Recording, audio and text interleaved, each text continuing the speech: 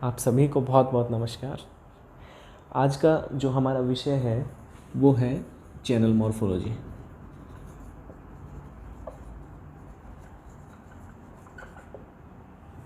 Before I start this topic, मैं आपको बता दूं कि ये एक बड़े टॉपिक का एक छोटा हिस्सा है।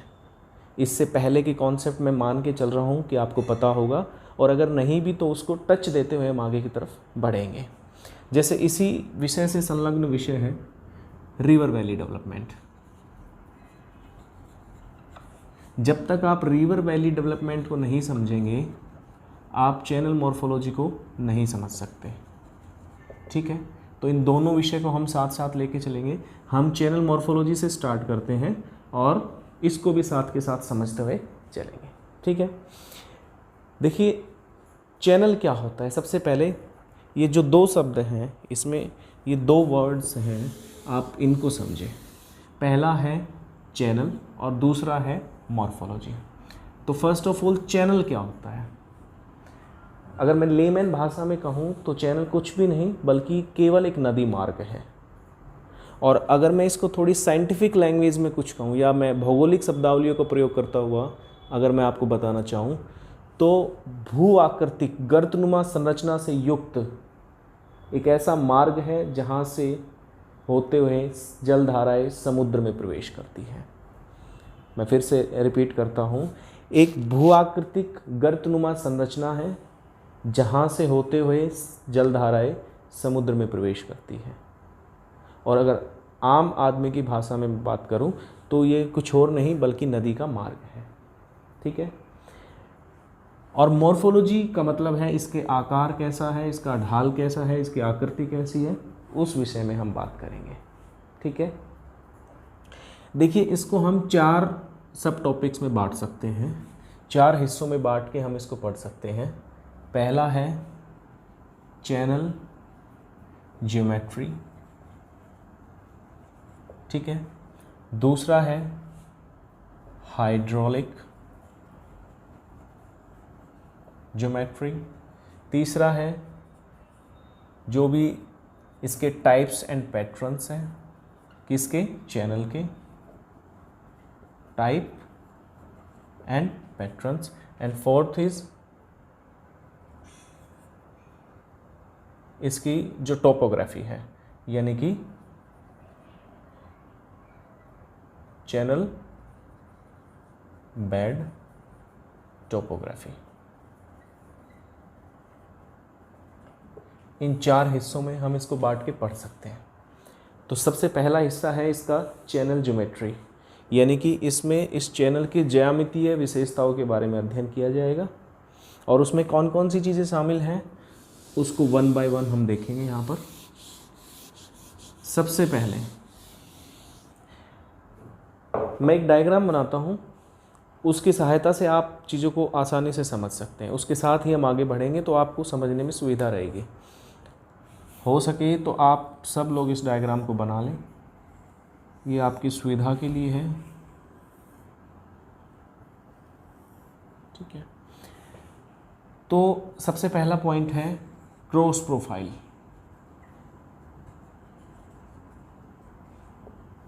क्रॉस प्रोफाइल क्या होता है? हिंदी में इसको बोलते हैं अनुप्रस्थ परिच्छेदिका। देखिए मेरे पढ़ाने का फ़ायदा तब तो है जब कोई ऐसा व्यक्ति हो जिसके पास ज्योग्राफी ना हो, जिसने कभी ज़िंदगी में ज्योग्राफी ना पढ़ी हो, बस सामान्य ज्ञान वो व्यक्ति रखता हो। और अगर वो व्यक्ति भी ये समझ जाए कि क्रॉस प्रोफाइल क्या होता है या चैनल मॉर्फोलॉजी क्या होती है, तो मुझे लगेगा कि इस क्लास का उद्देश्य सफल हुआ। अन्यथा चीज़ें क्लिष्ट रूप में तो किताबों में भी हैं और बाकी सब जगह अवेलेबल है। इसका आसान रूप आप लोगों के सामने रखना मेरा प्रथम उद्देश्य है। आप इसको आसानी से समझ पाएँ, समझ सके, आसानी से आप प्रश्नों को हल कर सके, एग्ज़ाम में आसानी से लिख सके, ये उद्देश्य है इस क्लास का। ठीक है, तो क्रॉस प्रोफाइल क्या होती है पहले इसको समझो, गर्मी बहुत ज़्यादा है। अनुप्रस्थ परिच्छेदिका क्या होती है? बहुत लेमैन भाषा में नदी के दोनों किनारों के बीच का जो हिस्सा है उसको अनुप्रस्थ परिच्छेदिका कहते हैं। ठीक है, मान लीजिए ये जो हिस्सा है, ये यहाँ से लेके यहाँ तक का जो हिस्सा है, ये इसकी क्रॉस प्रोफाइल कहलाती है। ठीक है, इसकी क्या विशेषताएं होती है वो आगे हम पढ़ेंगे, लेकिन क्रॉस प्रोफाइल क्या होती है ये आपको समझ में आना चाहिए। दूसरी बात देखिए, जब नदी बहती है तो उसमें दो तरह के कार्य होते रहते हैं। नदी कुछ कार्य करती है, उसमें नदी पहला काम क्या करती है, अपनी जो वैली है, अपनी जो घाटी है उसको गहरा करती है। ठीक है, अपनी घाटी को गहरा करती है। गहरा करने का मतलब क्या हुआ, लंबवत अपर्दन, वर्टिकल इरोजन। ठीक है, और दूसरा वो अपनी घाटी को, अपनी वैली को चौड़ा करती है। ठीक है, यानी कि किनारों को काटती है, किनारों को चौड़ा करती है, और उसको वैली वाइडनिंग बोलते हैं, और ये वैली डीपनिंग। ये दो काम लगातार चलते रहते हैं। ठीक है, लेकिन क्या होता है कि जब नदी, ये ध्यान रहे, जहाँ से नदी निकलती है या जहाँ जिस नदी का उद्गम क्षेत्र होता है उसे उस नदी का ऊपरी क्षेत्र कहा जाता है, उपला हिस्सा कहा जाता है, ऊपरी भाग कहा जाता है, अपर पार्ट कहा जाता है। ठीक है, और जहाँ नदी समुद्र में प्रवेश करती है, अर्थात जहाँ उसका मुहाना होता है, उसे नदी का निचला हिस्सा कहा जाता है, और मुहाने एवं उद्गम क्षेत्र के बीच के भाग को मध्य भाग कहा जाता है। तो ये ध्यान रखना, जहाँ से नदी निकलती है, अर्थात जहाँ नदी का उद्गम क्षेत्र होता है, वहाँ नदी में जल की मात्रा कम होती है और नदी का बोझ, मैंने कहा था कि कुछ टॉपिक्स, कुछ चीज़ें ऐसी आएंगी जो इससे पहले के हिस्से या बाद के हिस्से की है, उन सबको अगर मैं डिस्क्राइब करने इस वीडियो में लगूंगा तो चैनल मॉर्फोलॉजी कंप्लीट नहीं हो पाएगी, क्योंकि ये वीडियो उन लोगों के लिए है जो इस विषय को अच्छे से पढ़ चुके हैं, लेकिन उनको चैनल मॉर्फोलॉजी को समझने में दिक्कत आ रही है। बेसिकली उन लोगों के लिए क्लास है।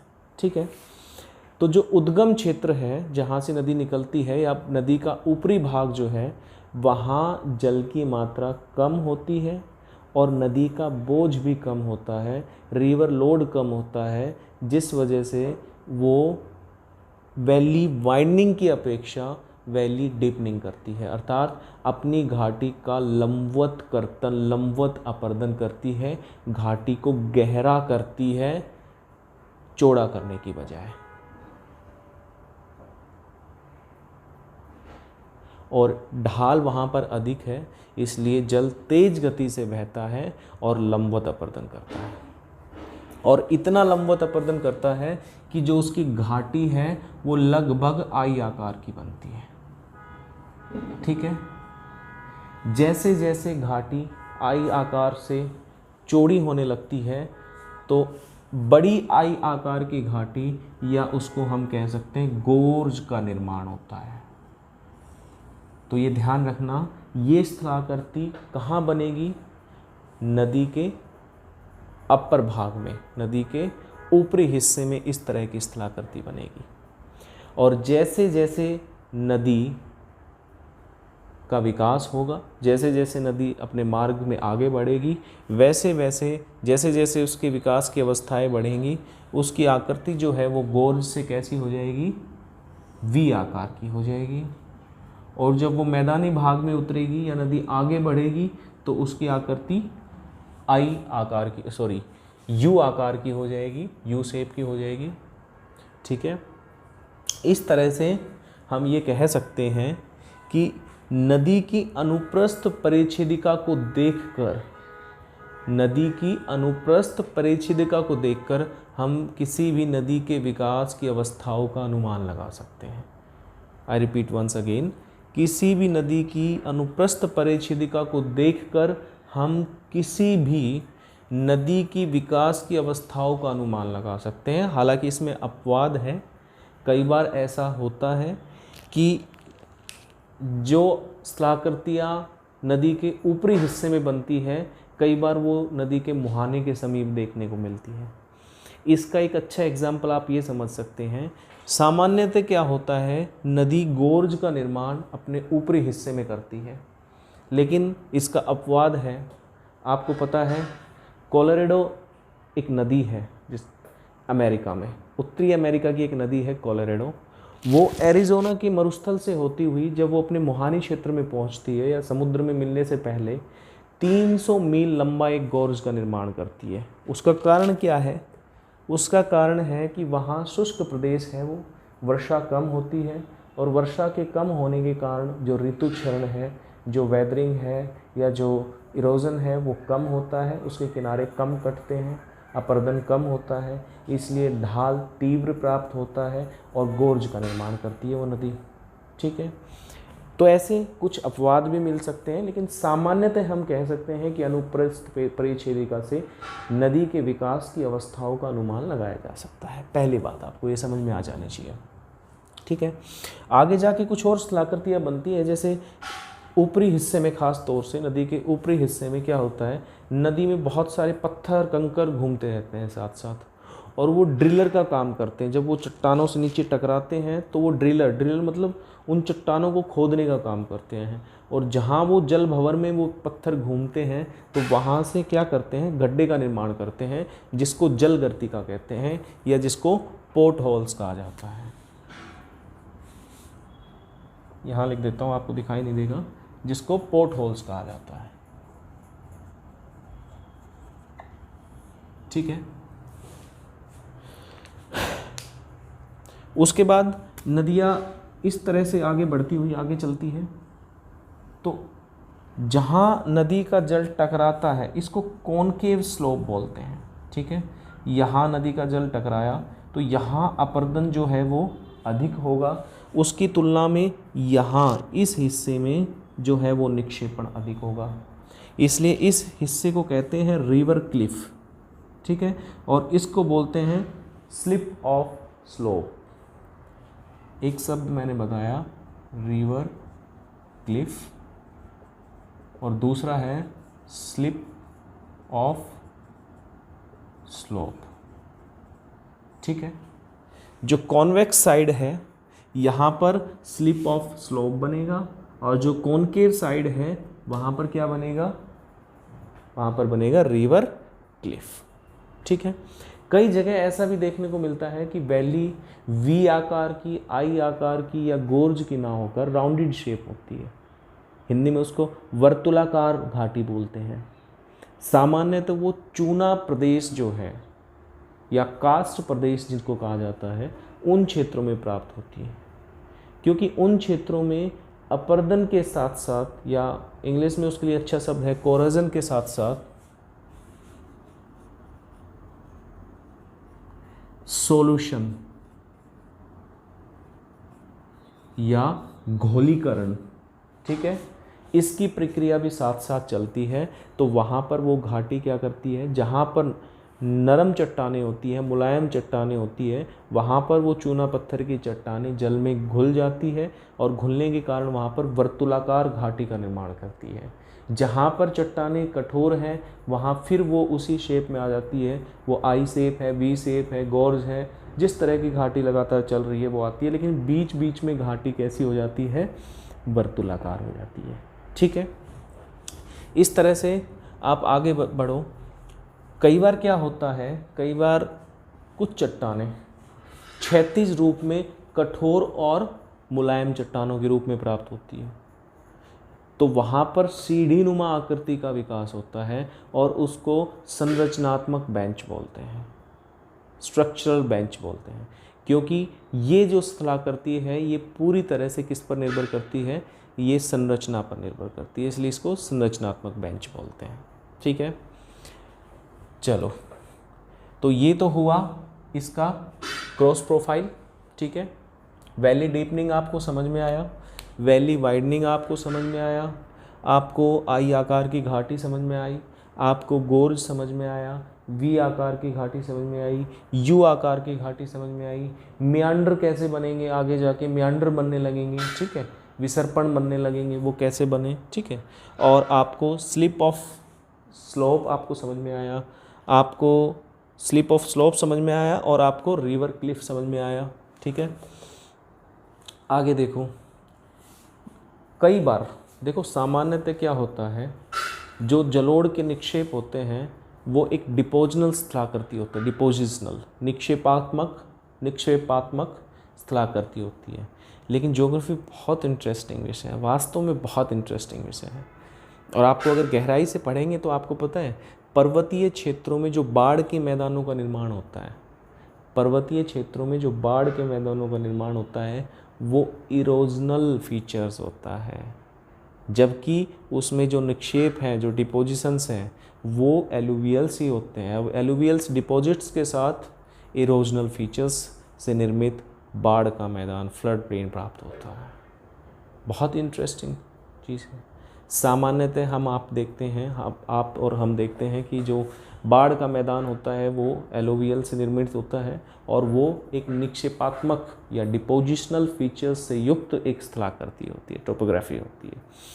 लेकिन यहाँ देखो पहाड़ी क्षेत्रों में जलोढ़ से निर्मित स्थलाकृतियाँ, लेकिन क्या उसमें है, क्या उसमें है कि वो किससे निर्मित है? वो निर्मित है किससे? वो इरोजनल फीचर्स है, बाढ़ का मैदान है और इरोजनल फीचर्स है। Most interesting thing. देखिए ये चीज़ें आप सामान्यतः हल्की फुल्की किताबें पढ़ेंगे तो आपको वहाँ नहीं मिलेगी देखने को। हालांकि पी दयाल लिखता है इस चीज़ को, आप अगर पी दयाल ध्यान से पढ़ेंगे तो उसमें ये चीज़ आपको मिलेगी। लेकिन ये प्रश्न अगर आपने पढ़ लिया, कभी पेपर में आ गया कि पहाड़ी क्षेत्रों में बना हुआ बाढ़ का मैदान जलोढ़ निक्षेपों से युक्त एक अपरदनात्मक स्थलाकृति है, बताइए सही है कि गलत है? बिल्कुल सही है।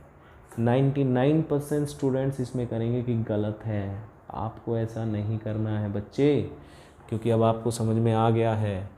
इसके बाद देखो, इसके बाद जो इसकी स्ट्रेट यानी कि इसके उद्गम से लेकर इसके मुहाने तक जो इसकी सरल रेखीय लंबाई है, नदी की जो सरल रेखीय लंबाई है, मान लीजिए हम इसको ए बी से डिनोट कर लेते हैं, तो जो ए बी है इसको बोलते हैं वैली लेंथ। क्या बोलते हैं?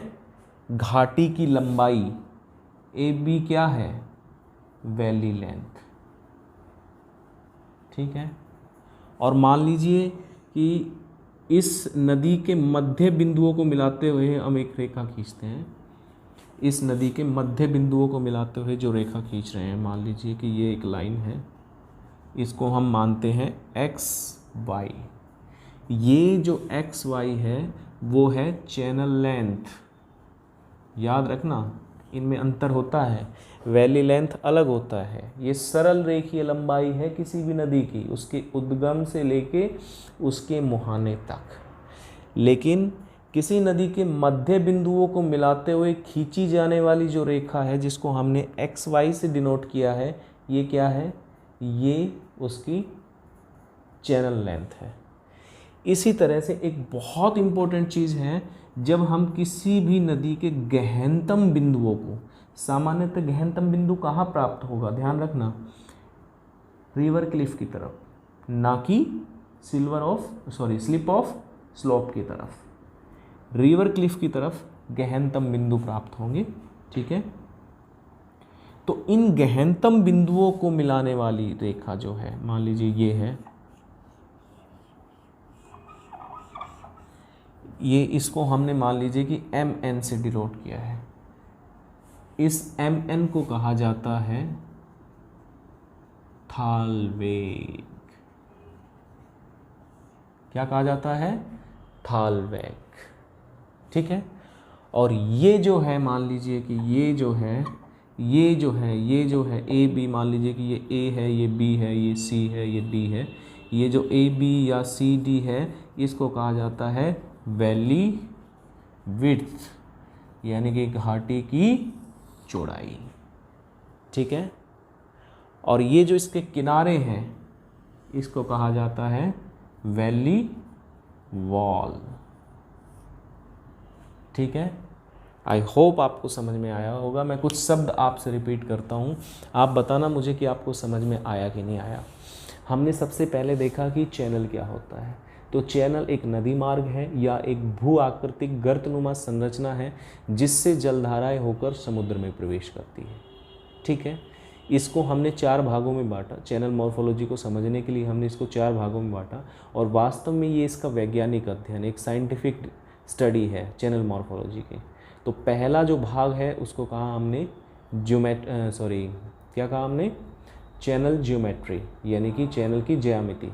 इसके अंदर हमने क्या क्या चीज़ें देखी, इसके अंदर हमने मुख्य रूप से देखी वैली की लंबाई, घाटी की लंबाई क्या होती है, चैनल की लंबाई क्या होती है, थाल वेग क्या होता है, वैली विड्थ क्या होती है, ठीक है। और हमने क्या देखा उसके अलावा, तो हमने इसकी क्रॉस सेक्शन के बारे में हमने बात की। तो इसके अंतर्गत हमने इन सब चीज़ों को देखा, प्लस हमने क्रॉस सेक्शन की महत्ता को भी समझा कि किस तरह से किसी भी नदी की अनुप्रस्थ जो क्रॉस वैली, अनुप्रस्थ घाटी है, उसको देखकर किसी भी नदी के विकास की अवस्थाओं का अनुमान कैसे लगाया जा सकता है।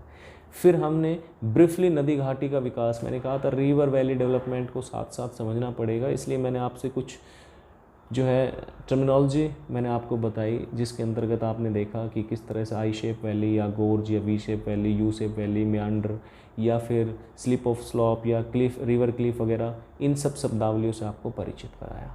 उम्मीद है कि आपको ये सारी चीज़ें समझ में आई होगी, और अगर समझ में आई है तो अगली वीडियो में, क्योंकि बहुत लंबी वीडियो हम नहीं बना सकते हैं, अगली वीडियो में, इसी वीडियो के पार्ट 2 में हम पढ़ेंगे इसका हाइड्रोलिक ज्योमेट्री या जल गतिक ज्यामिति क्या है, या जल गतिक कार्य क्या है, इसके हाइड्रोलिक एक्शंस क्या क्या है।